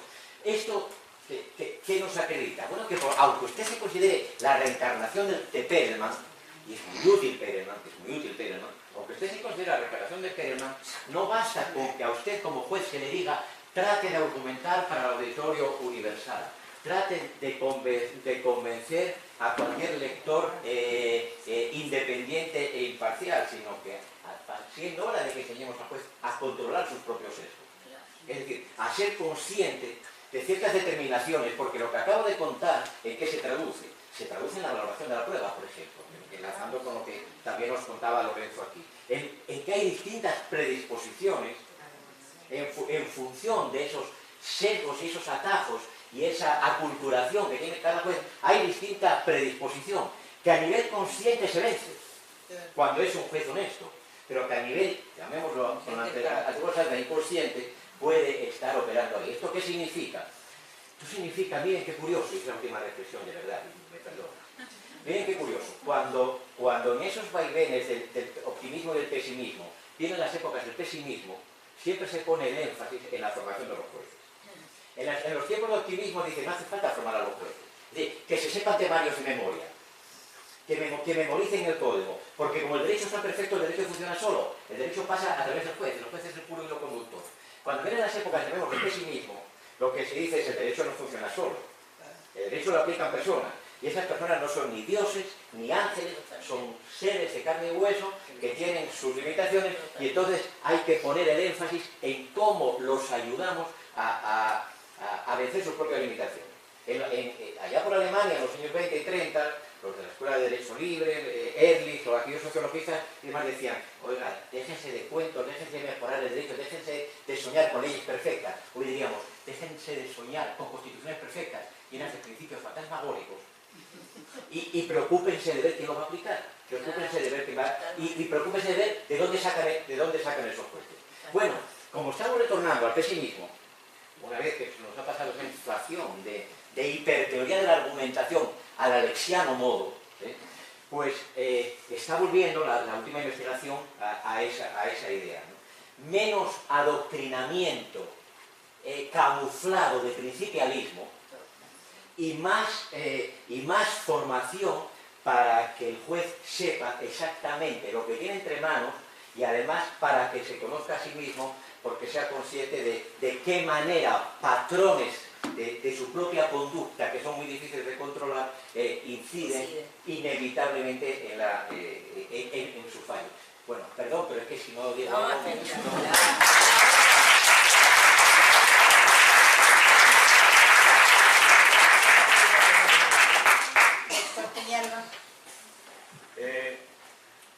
Yo quería hacer algunas reflexiones, como dijo el profesor García Amado, algunas reflexiones también, pero las mías no van a tener ni la amplitud ni la profundidad que hacía Amado, así que y una amplitud sobre todo porque me quiero referir a una exposición que hizo Lorenzo, en particular a un tema de los varios que abarcó en su exposición, y en ese sentido digo que no va a ser tan amplio, que no va a ser tan profundo, se van a dar cuenta enseguida porque no soy tan profundo, pero bueno. El tema de la prueba indiciaria es un tema que a mí siempre me interesó personalmente, porque la prueba indiciaria parte de una base de conocimiento y de algo así como una preparación de mecanismos inferenciales que se dan en general en todos los individuos. Lo que pasa es que en algunos casos están regulados por reglas más fuertes y en otros casos por reglas más lábiles. En el caso de la lógica formal va a requerir siempre una estructura, en algún momento Lorenzo habló del silogismo, una estructura dura, una estructura de la cual la implicación es un dato inescindible, y yo no sé si en los procesos donde aparece la prueba indiciaria podríamos hablar estrictamente de estas inferencias deductivas o estas inferencias silogísticas o estas inferencias que se aferran o que tienen que responder a reglas muy estrictas. En cambio me parece que es más a veces de la tradición cultural de un individuo, del juez puede ser, o del abogado litigante, de quien sea, quien alega la presunción, si es más la referencia a una concepción ética generalizada de tal manera que a veces es inconsciente pero que está presente, si a veces es la experiencia personal de cada individuo con la parte de historia que a cada uno le corresponde y demás, lo que hace que uno, siguiendo esos túneles de la mente de los que alguna vez nos habló aquel autor italiano, nosotros lleguemos a partir de ciertos hechos a tener por configurados, probados o lo que fueran otros hechos. Esto no es el campo de la lógica formal, sino es el campo de la lógica civil, de la lógica de la discusión abierta, la lógica natural o la lógica informal o como se la quiera llamar. Eso me lleva a un problema, la fuerza de convicción que puede tener el indicio, que también lo ha presentado de alguna manera Lorenzo. ¿Cuál es la fuerza de convicción del indicio? ¿Cuántos indicios tiene que haber? O, sobre todo, una cosa que se anotó, ¿cuántos contraindicios deben ser analizados para que ocurra? ¿Cuál tiene que ser la inferencia? ¿Qué camino natural, ágil, dinámico tiene que ser un proceso inferencial para generar la convicción suficiente? Y esto no lo puede responder la lógica formal, porque la lógica formal dice o se sigue o no se sigue, se acabó. Una lógica informal, en cambio, una lógica de discurso natural, sí tiene la posibilidad de verificar en algunos aspectos a ver qué grado de convicción puede tener. Que ciertos hechos hayan provocado tales otros hechos, o que haberse probado un hecho me lleve a mí también a tener por probado otro, con una cadena digamos que natural, una cadena donde las causas y los efectos estén relacionados de una manera que no sea fácilmente comprensible, perdón. Y esto tiene que ver con los dos tipos de lógica que manejamos, que queremos manejar supuestamente, pero que evidentemente nos siguen manejando, que es para la teoría argumentativa, para el discurso de la racionalidad, tiene que ver con la lógica informal. Y esto de la racionalidad y demás me lleva a otras dos cuestiones. El problema del absurdo, que también lo citó Lorenzo. El problema del absurdo en la provincia de Buenos Aires tiene algunas definiciones. Tiene que ver con cómo se reconstruyen los hechos cuando se llegan ante el Superior Tribunal de la provincia. Y tiene que ver también cómo han sido seleccionados por el juez los elementos de prueba con los cuales va a formar su convicción. Si estos han sido seleccionados correctamente, si no se han dejado de lado otros elementos de prueba y demás, tiene que ver con la idea del absurdo. Cuando se logra por parte del recurrente demostrar que de la forma que se ha procedido a razonar durante la sentencia no puede ser, no se puede llegar a la conclusión a la que se ha llegado, entonces, por lo menos en la provincia de Buenos Aires, se puede declarar que esa sentencia, que ese pronunciamiento es un pronunciamiento absurdo. Es una definición muy acotada y propia del sistema que tenemos dentro del recurso extraordinario de la provincia de Buenos Aires. Pero también lleva a una cuestión que tiene que ver con el nuevo Código Civil, nuevo Código Civil y Comercial que tenemos en la República Argentina, y con una exigencia que los jueces tienen a partir de su artículo 3. Ya las sentencias no tienen que ser el producto de un ejercicio racional, sino del ejercicio de razonabilidad. tanto que lo que se pide es que los pronunciamientos sean razonablemente fundados. Todos estos elementos, me parece, y acá la reflexión final, todos estos elementos, lo que me parece es que nos están indicando que, más allá de los beneficios que pueda tener una lógica pura, dura, formal, estricta, para el análisis crítico de un pronunciamiento, en realidad lo que siempre vamos a hacer es un análisis crítico de los pronunciamientos a partir de discursos de la lógica natural, discursos de la convicción, discursos hasta del sentimentalismo con el cual estamos actuando. La lógica de lo racional va a ser lentamente dejada de lado, apartada por la lógica de lo razonable, que parece mucho más humana, ¿no? Mucho más propia de los hombres, que no somos seres puramente racionales, sino que somos seres a veces racionales y siempre sentimentales.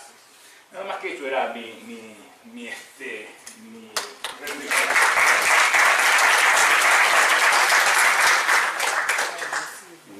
Un hijo no reconocido de Tolkien y Perelman, es una mezcla.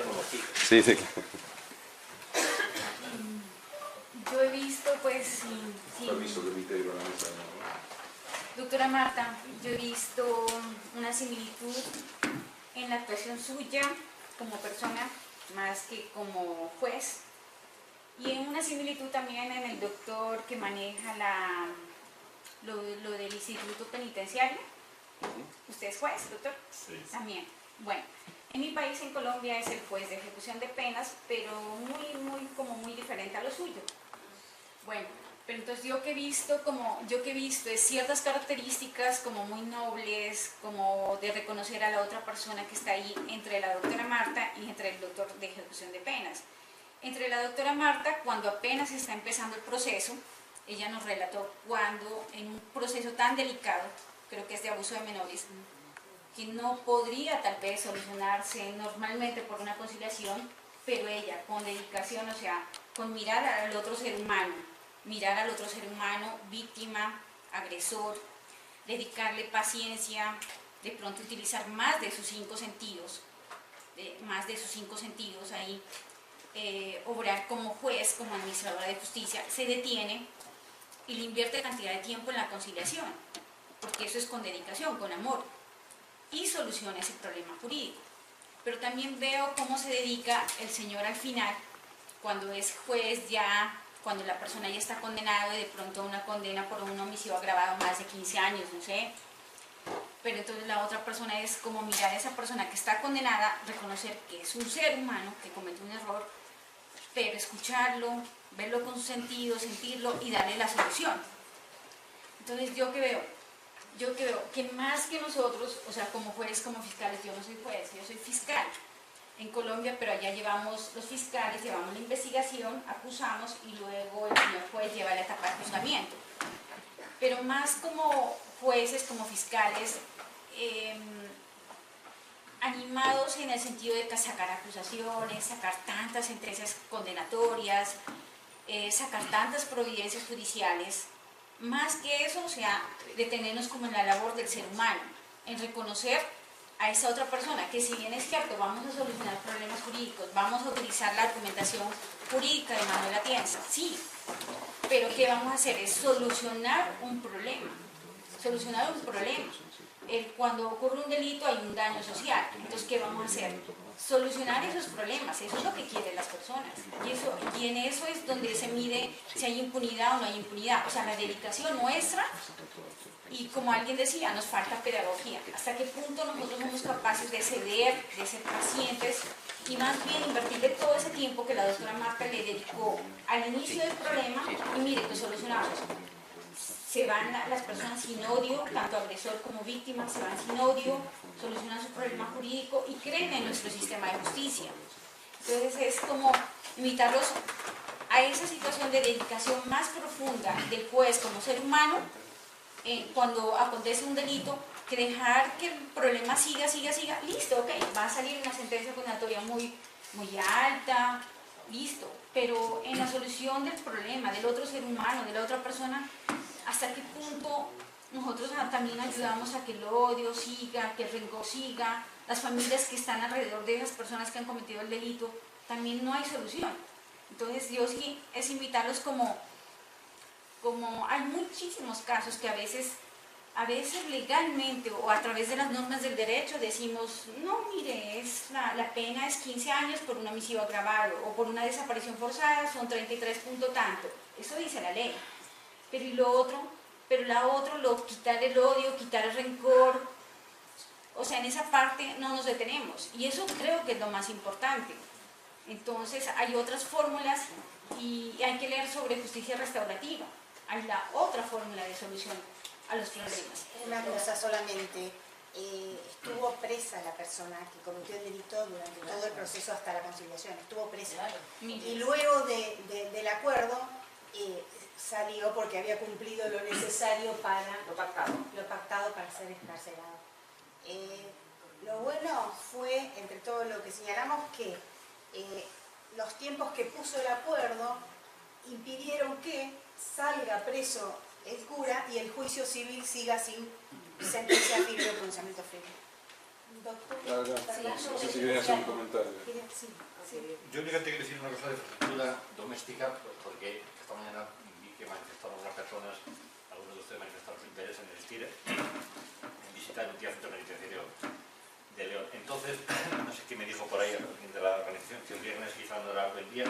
Vamos a ver, yo me voy a desplazar, el jueves tengo previsto, me dejo a la secretaria judicial de mi juzgado, nos vamos a desplazar allí a la prisión. Nos entrevistamos habitualmente pues... ¿A la mañana o a la tarde? ¿A qué horario? No, por la mañana. Por la mañana. A partir de las 10 de la mañana. Entonces, hasta que terminemos la visita. Entonces, el que quiera venir, no sé si finalmente se apuntará alguien más y ese día será operativamente... Hacemos un listado de gente con interés. Entonces, yo si vais un número de... Hay una capacidad mínima, máxima. 8 o 10 personas. Operativamente, sí, más de 10 personas, no, porque a ver, la prisión tiene su propia norma, lógicamente, tiene su propia disciplina, etcétera. Entonces, bueno, pues quizás un poco numeroso, a lo mejor resulta más complicado manejarlo para pasearlo por allí. Hacemos un listado con el orden que se van anotando. Y entonces, lo comentaba alguien de ustedes antes, los módulos de respeto, quizá sobre eso relacionado. Pues es interesante, porque el módulo de respeto funciona bastante bien. Incluso hay un módulo mixto de hombres y de mujeres.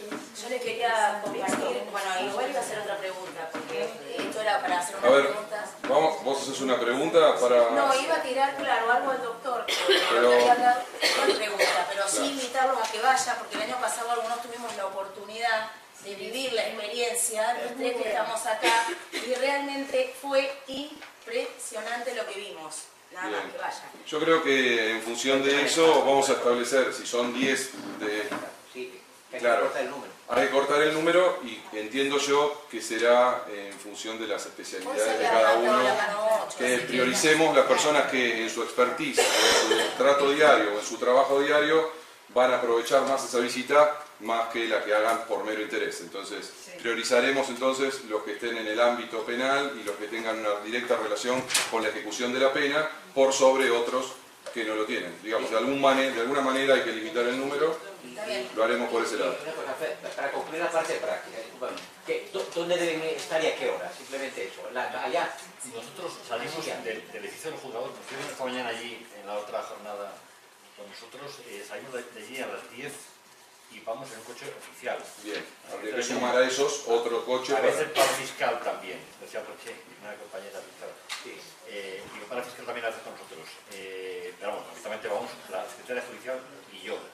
Y a las 10 salimos de aquí. Perfecto. Pero claro, el coche oficial tiene una capacidad limitada. Entonces, no, claro, tiene que ser sumar otros autos como para eso. El año pasado fuimos en nosotros fuimos solos todos en remis. No es tan gravoso. Bien, listo. Para los que tienen interés tomarán un taxi y los acompañarán ustedes por atrás. Sí, quizá un coche oficial del juzgado también podría llevarlo. Bueno, sí, ese día estaré disponible. Eso es el decano el que sabe un poco cómo... Bien. Hablamos con eso si quieren. Perfecto. Pero tomamos intereses. A las 10 delante de nosotros. Sí, tomamos, a ver, para centralizar, tomamos, después que termine la sesión de hoy, tomamos los que están interesados, seleccionamos dentro de los interesados los que por orden de su trabajo, de expertise, tienen relación con el tema penitenciario. ¿Ok? Débora. ¿Por ahí? Se las dedico al juez de Derecho Penal, que se dedica al Derecho Penal, y al Derecho derecho a la ejecución penal, así le llamamos nosotros. Y es, en primer lugar, a usted, doctor, se intervienen solo con condenas de efectivo cumplimiento y si intervienen cuando están firmes o desde que se dictan, porque si no, al menos en Argentina, interviene en el derecho de ejecución el juez que la dictó hasta que no esté firme. Y ahí depende quién intervenga. La pregunta es si en estos procesos donde anoté las peticiones de permisos penitenciarios, que serían algo así como nuestros institutos para egresar anticipadamente del penal antes del cumplimiento de la pena, interviene la víctima. Y si no interviene, si en estos proyectos de reforma se prevé eso, sobre todo, bueno, teniendo en cuenta por el tema del populismo, ¿no? Pero por eso apunto, porque se está dando eso en Argentina. Gracias. Sí. Nosotros no tenemos experiencia en justicia restaurativa, pero sí tenemos una previsión legal acerca de ello, que no se está cumpliendo. Tenemos una ley de Estatuto Jurídico de la Víctima del año 2015, del 15 de 2015, que habla de ello, reconoce los derechos de la víctima tanto a participar en el proceso como a ser notificada de todas las sentencias que ocurren en la ejecución de la pena de un sujeto, incluso en los permisos que se le otorguen en la libertad condicional y en la suspensión condicional, que es otra cosa distinta, ahora está asimilada la suspensión condicional a la libertad condicional. Y esas incidencias o hitos de ejecución se le tienen que notificar a la víctima. Y se ha previsto la posibilidad de un encuentro personal de la víctima a solicitud de ella siempre, por supuesto. Pero no ha habido experiencias en ese sentido, solamente algunos proyectos piloto en relación con un momento anterior a la ejecución, al dictado de la sentencia, cuando se produce la conformidad, es decir, cuando al sujeto le preguntamos en el acto del juicio, antes de dictarse sentencia, ¿se reconoce usted como autor de derecho? Se supone que es posible, aunque no esté previsto en la ley, que antes de ese momento haya podido haber un contacto personal, por supuesto, supervisado por las autoridades, pero no autoridades judiciales, sino autoridades relacionadas con la mediación. Y entonces se está poniendo en conexión la conformidad, que es una institución muy antigua dentro de nuestro derecho procesal, con la mediación y con la justicia restaurativa. Parece que cuando el sujeto dice sí, me reconozco como autor de esos hechos, después de haber hablado con la víctima, no solamente está realizando una prueba en cuanto al mecanismo para la fijación de los hechos en el proceso, mató o no mató, robó o no robó, sino que además está haciendo un acto de reparación. Eso todavía no tiene el significado estricto de una reparación en el sentido de apreciar una atenuante. Nosotros tenemos una atenuante que consiste en la reparación por lo menos parcial del delito, y aminoramos la pena por esa razón. El de tengo que indemnizar con 1 millón de euros y he pagado 200.000 euros, eso es una reparación. ¿Se puede reparar un delito después de haber cometido una desaparición forzada diciendo su marido lo he matado yo? Y no es una desaparición forzada, fue un homicidio. Primero le torturé y luego le maté. ¿Se hace de esa forma una restauración? Bueno, pues parece que según el criterio legal, sí, eso es una restauración. No tenemos experiencia todavía en esa materia, o por lo menos no se ha divulgado en las revistas de criminología si se han producido encuentros.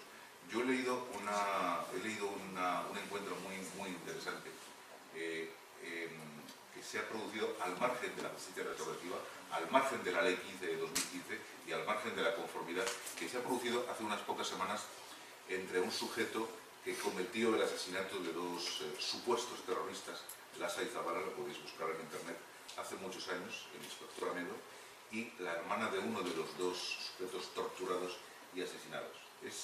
Leerlo fue espeluznante, apasionante, estremecedor y emocionante. Leerlo porque expresa pues, el reparo de un sujeto que ha torturado y ha asesinado, en contar los detalles, cuando sabe que los detalles son los que van a producir el mayor daño, hasta qué punto estoy reparando cuando estoy causando un daño psíquico. Yo soy consciente de ello y seguramente la persona que me está preguntando los detalles es consciente del daño psíquico que se le puede producir, ¿no? Y la reacción de la persona que está haciendo las preguntas y que tenía una relación muy estrecha con el sujeto que fue torturado. Yo creo que la restauración nos tiene que remitir a una cuestión de la que ha hablado el profesor Amado hace un momento. Tenemos que admitir dentro del derecho la neurociencia y la neurobiología. Tenemos que ser humildes, los abogados, los jueces, los fiscales, los juristas. Tenemos que admitir que es necesario contar con elementos científicos y que tenemos que partir de que cuando se habla de lógica, de absurdo, de racionalidad o de irracionalidad, de las reglas del criterio humano, como dice nuestra ley de enjuiciamiento civil en materia de prueba circunstancial, tenemos que admitir que las reglas del criterio humano y todas las cuestiones de racionalidad tienen que teñirse de cuestiones científicas y de que la justicia restaurativa es un proceso mental que tiene sus pasos, como el duelo, Primero el contacto con la realidad, luego la negación con la realidad, luego la admisión de la realidad en los términos más dolorosos y finalmente la aceptación. No tenemos experiencia, no hemos sido valientes todavía al ejecutar la ley, que teníamos que haberlo sido, o quizás ha habido proyectos piloto y todavía no se han divulgado. Yo tengo una gran esperanza en ello, pero la verdad es que no tenemos una cultura de la restauración. Existen desde hace muchos años oficinas de atención a la víctima que funcionan, atienden psicológicamente y atienden económicamente a las víctimas, pero que todavía no han llegado a dar el paso importante y valiente, que es el de la confrontación visual del autor de hecho con la víctima directa de los hechos. A ver, Débora, precisamente para contestarle a la pregunta que ya me he liberado mi compañero como antes de una parte y una carga importante de la pregunta, pero yo me voy a centrar en el último. En un minuto. Mira, quizá omití decir al principio, y quizás lo importante, que el juzgado de vigilancia penitenciaria coexiste en la ejecución de la pena con el propio tribunal sentenciador, el juzgado tribunal sentenciador. Coexiste y coinciden, cada uno tiene sus competencias, no voy a decir cuáles son cada uno de ellos, porque sería muy dilatado en este momento, pero coinciden y coexisten en la ejecución de la pena privativa de libertad, el juzgado de vigilancia penitenciaria y el juzgado sentenciador, juzgado penal o ya provincial, sección penal. Entonces, dicho eso, decías, la competencia mía en este caso, el juzgado de vigilancia penitenciaria es únicamente para penados. Sí, condena de efectivo cumplimiento. Por pena, por sentencia firme. Okay.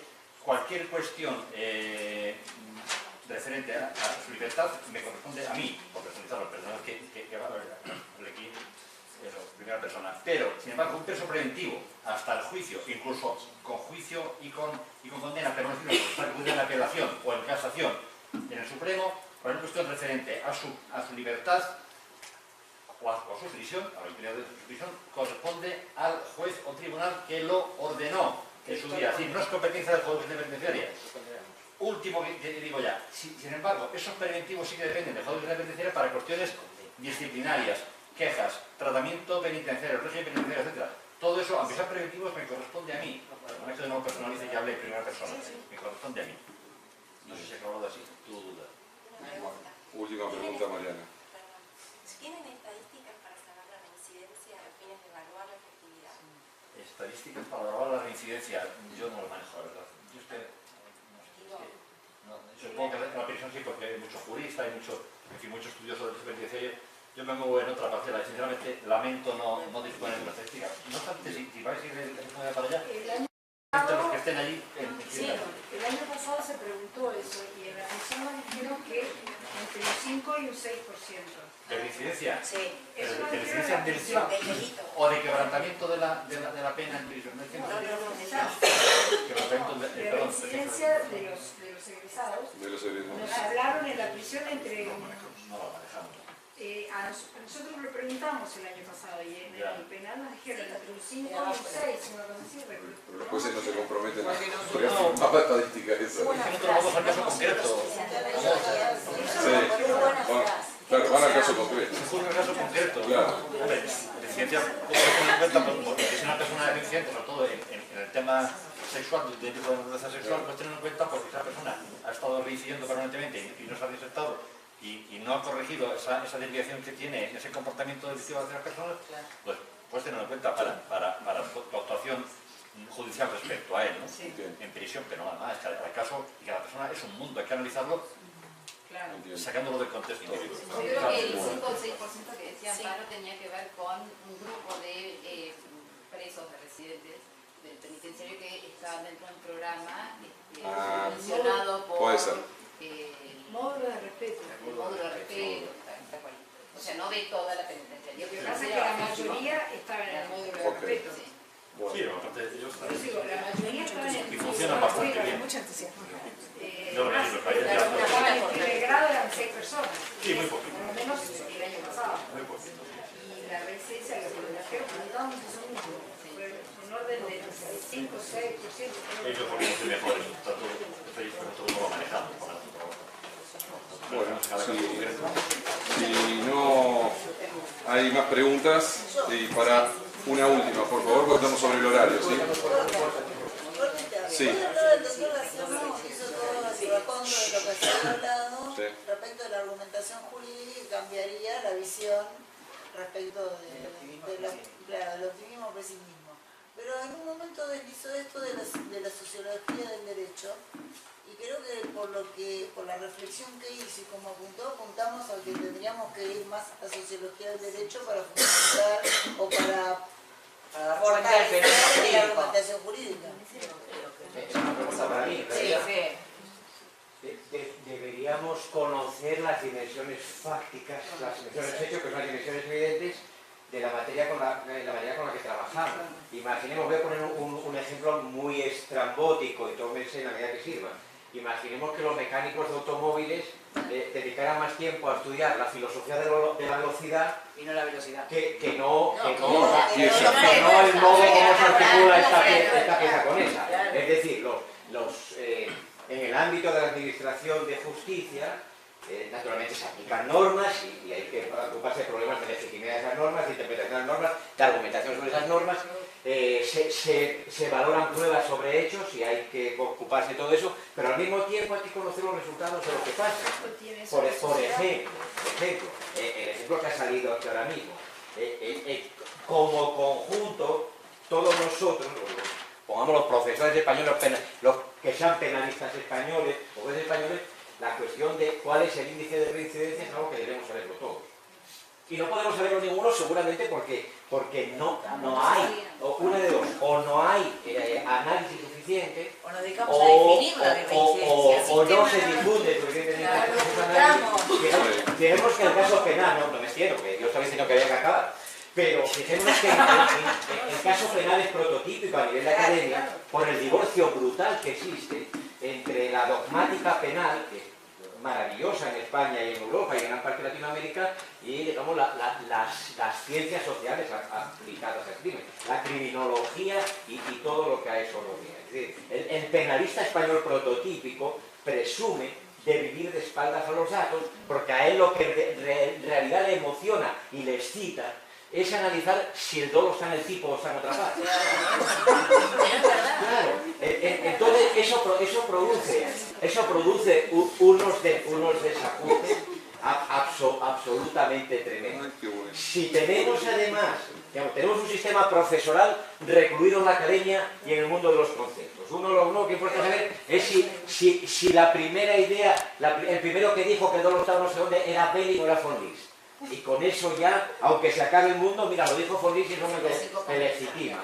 Los profesores encerrados en su cascarón, los jueces recluidos en su juzgado, con sobrecarga de trabajo, etc. Aquí no estoy echando culpas a nadie, sino que son tradiciones culturales.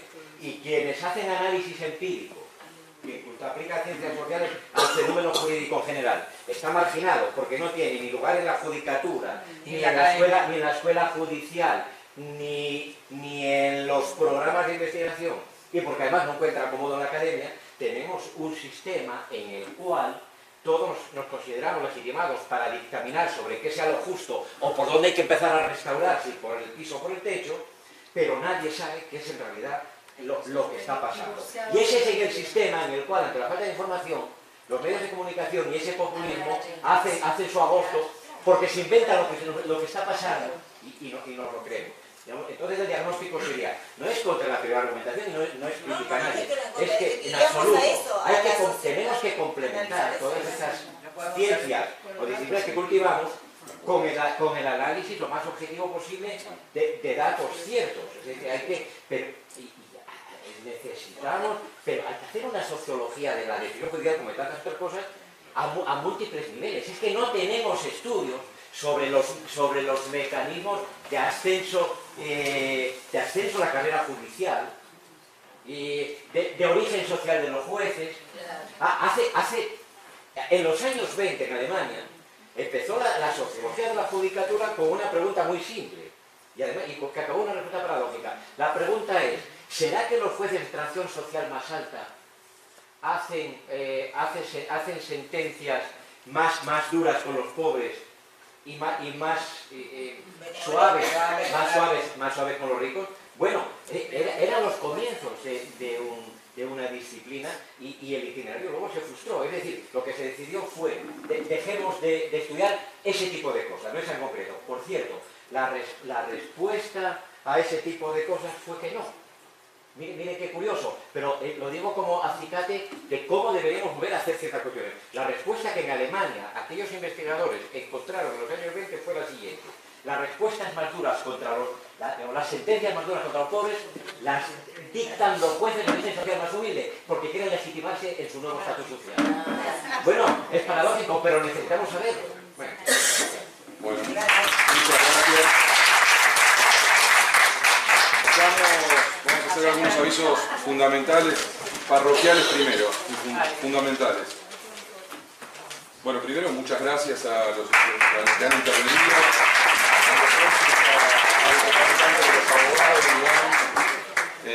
una breve reflexión respecto a esto. Por suerte, nos ha costado un poco más de 2 siglos, pero nos terminamos convenciendo de que los jueces no son la boca inanimada que pronuncia la palabra de la ley, como tantas veces nos han enseñado en nuestras facultades, y nada de inanimados, los jueces que tenemos, y por suerte, muy humanos, y a mí me gusta que tengan muchas dudas y no certezas, porque los hace mucho más cercanos a mí. A mí me gusta mucho más que me juzgue un juez que es parecido a un ser humano y no un autómata mecanicista que subsume el hecho en el derecho. Eso es un aporte personal. Así que muy agradecidos a que se hayan abierto de Montesquieu y de la Revolución Francesa, con todas las ventajas que ha tenido la Revolución Francesa para nosotros. Pero por un lado eso. Por otro lado, una cuestión mucho más terrena. Nos equivocamos con Toño. Él me va a echar la culpa a mí, yo le voy a echar la culpa a él de las bolsas que les dimos. Y les dimos las incompletas y no las completas, porque las completas están esperándolos en la puerta, tienen un anotador. Los que tienen anotador dentro de esa bolsa está completa. Los que no tienen un anotador es que nos hemos equivocado, las cambian por las que tienen anotador y que afuera... Una libretita como esa. Una libretita como esa, exacto. La cambian por la que corresponde. Avisos, esperen. Avisos parroquiales. Espera, un momentito. Se tienen que poner de acuerdo porque hoy día a las 20:30, tenemos el cóctel de confraternización entre todos nosotros. Allí sí les pido asistencia completa. En el Hotel Infantas de León, por favor, los que no están, pongan en el Google Maps o algo, Infantas de León. Los que están en el hotel es muy fácil. Los que están fuera del hotel, vamos todos desde el EXE hacia el Infantas de León. El Hotel Infantas de León está caminando desde aquí a no más de 20 minutos. Es un camino muy fácil. Está detrás de la catedral, digamos, de la catedral hacia atrás, hacia acá. En realidad hay que caminar dos calles. Ahí afuera les puedo indicar si alguno quiere ir andando. En taxi son 2-3 minutos y 3 euros, no sé, algo así, ¿no?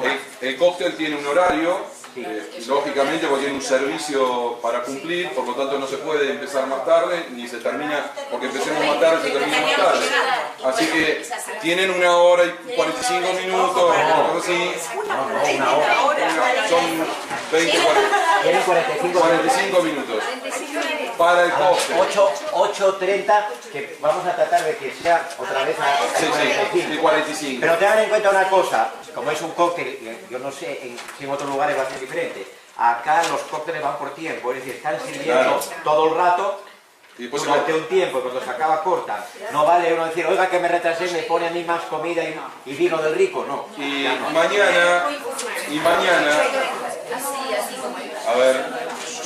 mañana a las 10 de la mañana comienza la actividad para aquellos colegas que se han perdido en el camino hoy y no han logrado llegar. Por favor, si los encuentran, díganles que es a las 10 de la mañana. A las 10 de la mañana, mañana en punto, comenzamos con nuestra actividad. Y una cosita nada más yo quiero decirles. Se está se está retransmitiendo en el stream en directo el seminario, pero además... Los que vayan a, ahora lo dice él, los que vayan a la audiencia especialmente, va a hablar. Se está retransmitiendo en directo, en streaming. Y además queda registrado de forma que en el tiempo sucesivo, ¿durante cuánto? ¿Un mes o cuánto está ahí? Sí, yo creo que... Como un mes se puede acceder y ver toda la grabación desde la siguiente dirección. Videos.unileon.es Videos.unileon.es. Ahora lo ponemos en el grupo de WhatsApp. Y ahí pinchan en directo 1, directo 1. Toño, ¿se lo pongo en el papel? Ahora lo ponemos. En directo 1 pueden ir viendo, en el momento no tiene mucho sentido en el caso de ustedes, pero si lo quieren decir a alguien que lo sigan en vivo. Y después, como el nombre del seminario, durante un mes pueden acceder ahí y se puede bajar. Y vamos, no se puede bajar, pero vamos a tratar de que pueda haber una copia disponible que le podamos transmitir o incluso dar a ¿de acuerdo? Ahora lo voy a poner en el grupo. Les digo, la conferencia que van a tener el día martes 3, mañana a las 10 de la mañana, salvo los que excepcionalmente por expertise quieran participar de la actividad en el Poder Judicial, que está programada para las personas específicamente que están interesadas en el tema del Poder Judicial, la conferencia, la parte académica que vamos a tener aquí, va a ser la conferencia magistral del profesor Jordi Ferrer Beltrán, de la Universidad de Girona, y la presentación de Toño, para nosotros ya es Toño. Aclaraciones breves.